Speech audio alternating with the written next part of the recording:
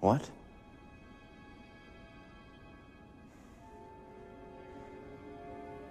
How can you do this? This is outrageous. It's unfair.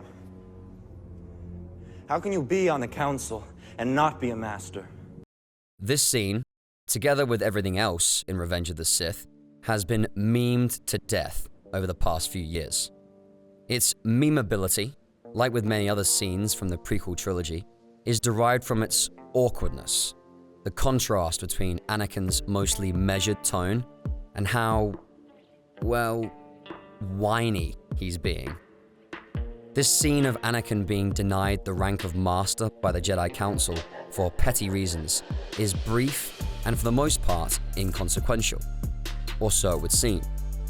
But while many of us have made light of Anakin's angst over being denied mastery, there's considerably more to this scene than it might seem at first. In this video, we'll be explaining why.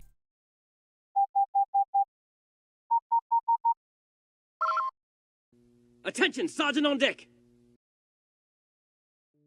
Revenge of the Sith presents everything surrounding Anakin's promotion to the Jedi Council as unusual.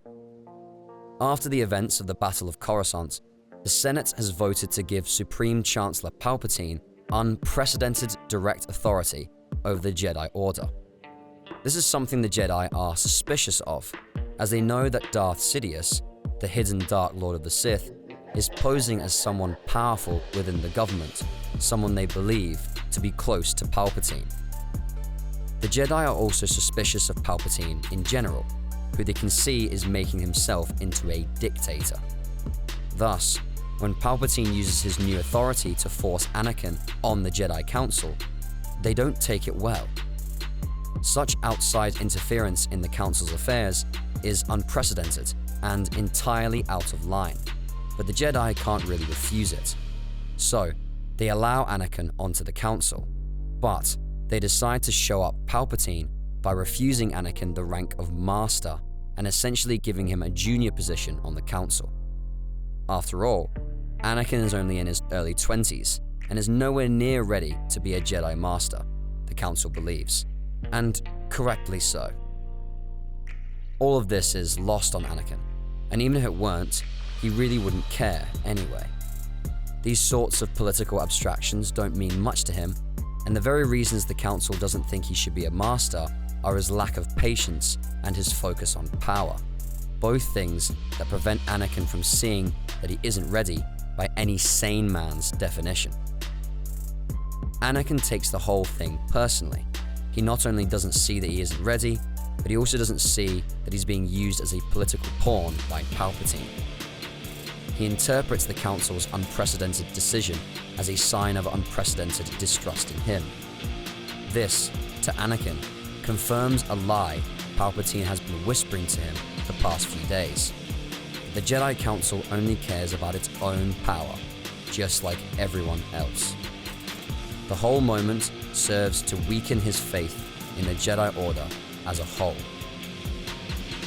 This is the surface interpretation of this scene, but there's more to it than that.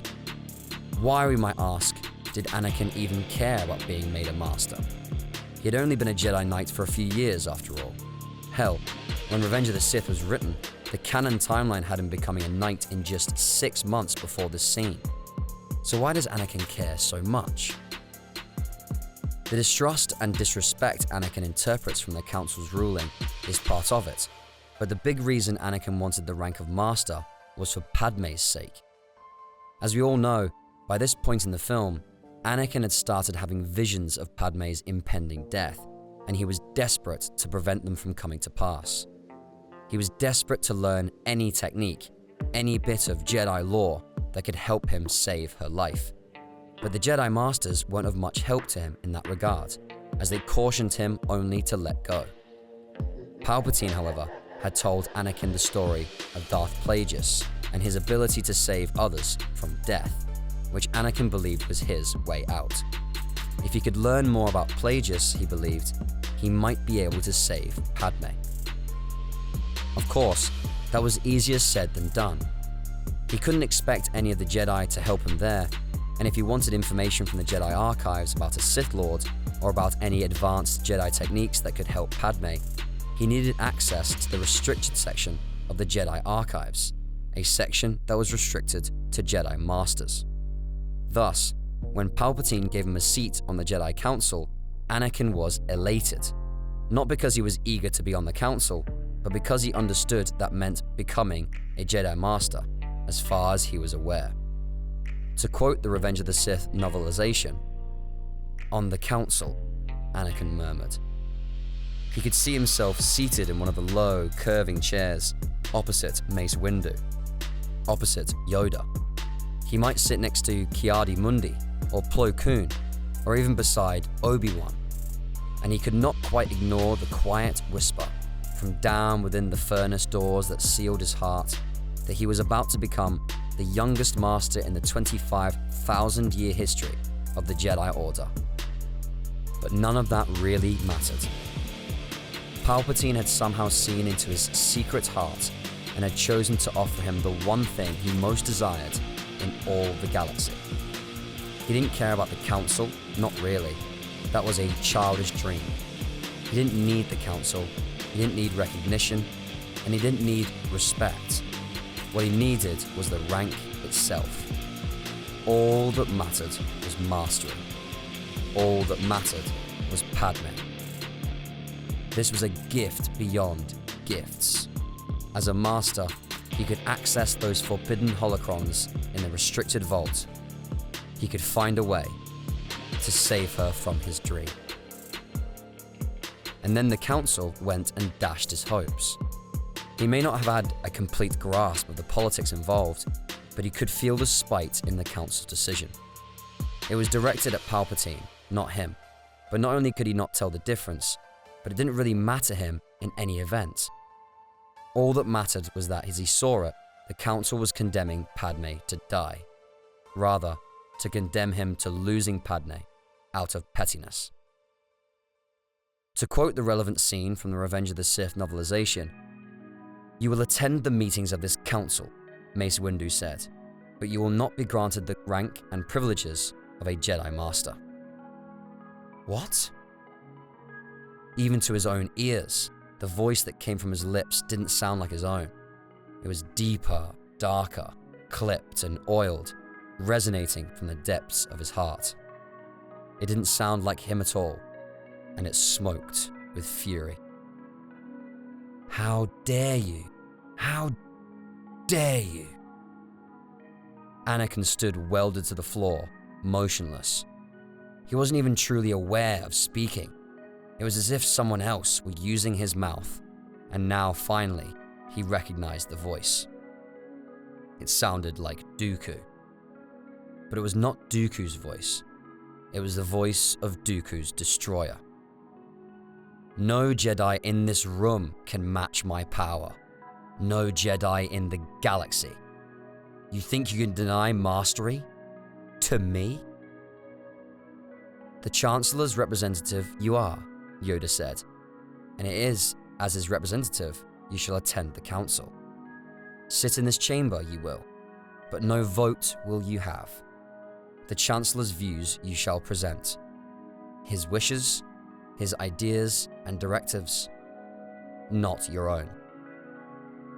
Up from the depths of his furnace heart came an answer so far transcending fury that it sounded cold as interstellar space.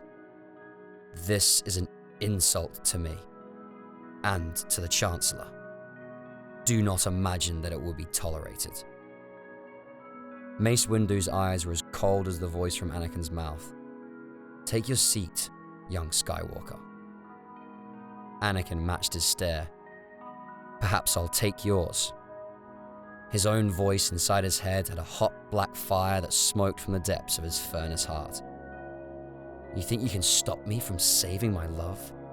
You think you can make me watch her die? Go ahead and vapad this, you..." "Anakin," Obi-Wan said softly. He gestured to an empty seat beside him. "Please." This passage mostly speaks for itself, but there's still a bit more to be read out of it. Important is Yoda's line here, which isn't present in the film, that Anakin is exclusively being allowed onto the council as the voice of the Chancellor. He's denied a vote and forbidden from speaking his mind on top of being denied mastery. Though the council didn't intend it this way, this part really is a personal insult to Anakin. The council here understands that what Palpatine's doing is forcing them to put Anakin on the council for some greater end. They don't understand why, but they can surmise that it isn't good, so they strip Palpatine's edict down to the bare minimum, effectively denying him his real aim while technically fulfilling his request. What they fail to see is that even though Anakin isn't ready to be a master or on the council, they're being really dickish to him, alienating him at a moment where that's the worst possible thing they could do. What's ironic about the whole thing is that if the Jedi Council had just rolled over this one time, it could have thrown a wrench into Sidious's plans. If Anakin had been granted the rank of Master and had been allowed into the Archive's restricted vault, he wouldn't have found any mention of Darth Plagueis.